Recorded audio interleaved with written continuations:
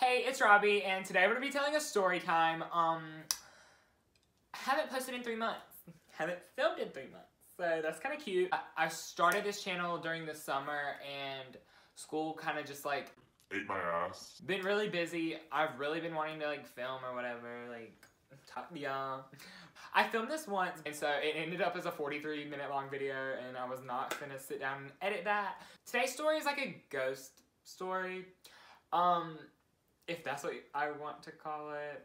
Basically what happened was, about 2 years ago, two and a half years ago, North Carolina had Hurricane Matthew, and during this, everybody's power was out. There was not anything to do. Everyone was so bored, so I took myself and I went to my friend Dylan's house, and we went to his aunt's house, which is right beside his grandma's house, in the middle of the woods. It's in the country, like a mile off the road, like down a dirt road in the middle of nowhere. Just keep that in mind. We have like a day there, really nothing to do because there's no power. We can't charge our phones. Literally, there's not shit to do. It gets about like 1 o'clock in the morning, and everybody's like tired and go to sleep. Of course, me and Dylan stay up all night and talk and whatever. And we're sleeping in the living room because we're scared to like be alone. And also his little cousins are there.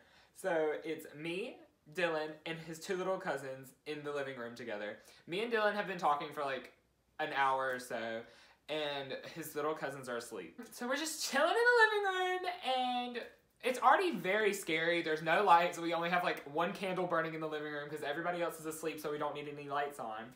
So we're sitting there, pitch black dark, 1 candle on, and we're already kind of scared because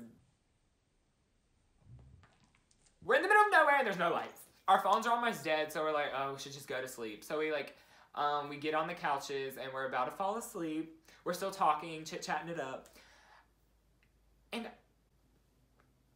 I hear the craziest noise I have ever heard in my whole life. Let me play it for you.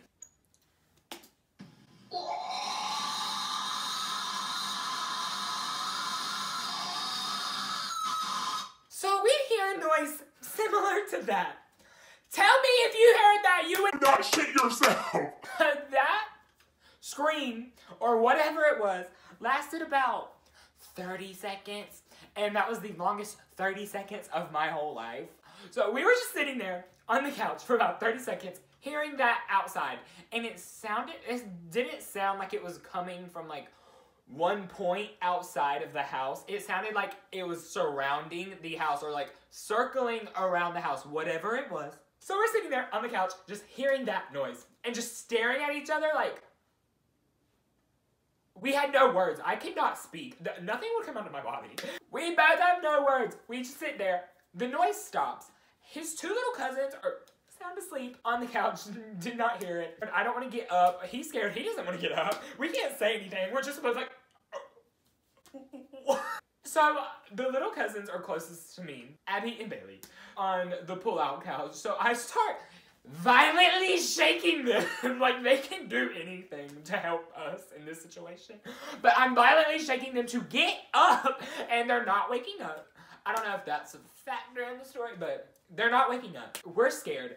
His mom and his aunt are across the house in his aunt's bedroom sleeping. We finally talk. We're like, what do we do? What was that? What? Like, what? So we're like, what do we do? Like, we need to go get them.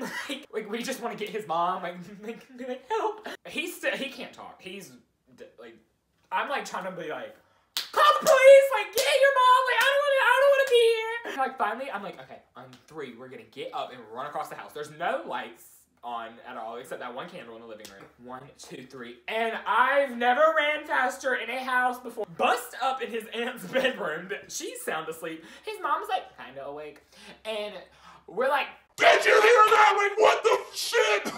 His aunt's not waking up, which is weird because his cousins wouldn't wake up. I don't know if that's like a thing, but like his mom is like, did y'all hear that? And we're like, yes, like, what was that? Like, how close was that? and she was like, it was probably, because like, we're out in the middle of the country, so she was like, it was probably some like turkeys or something. I don't know if y'all have ever heard of turkeys before, but like, it's like sometimes they get like loud together and just like gobble and make a bunch of crazy noise.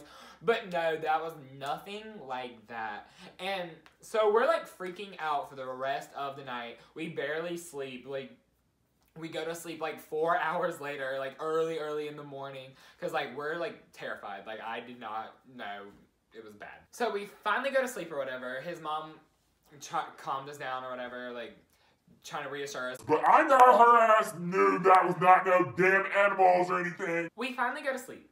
We wake up in the morning, and the first thing we heard in the morning was his grandma coming in. I said this earlier in the story that his aunt and his grandma live right beside each other in the middle of the woods. So the houses are very close together. So she comes in, and the first thing out of her mouth was, "Did y'all hear that crazy noise last night?" And we're like, yes! we're like talking to her about it, and we're like literally, what could that be? Like, we've never heard anything like that before. And she says, "My husband says it sounded like a banshee." And we're like, girl, what? Like what is a banshee? We go on like Google, we're like, screaming noises in the woods in the middle of the night, and like it says like a coyote like sometimes screams. Sometimes I've never seen coyotes there. I'm sure they're there, but like we like listen to the noises and do not sound like what we heard. It said like turkeys and stuff.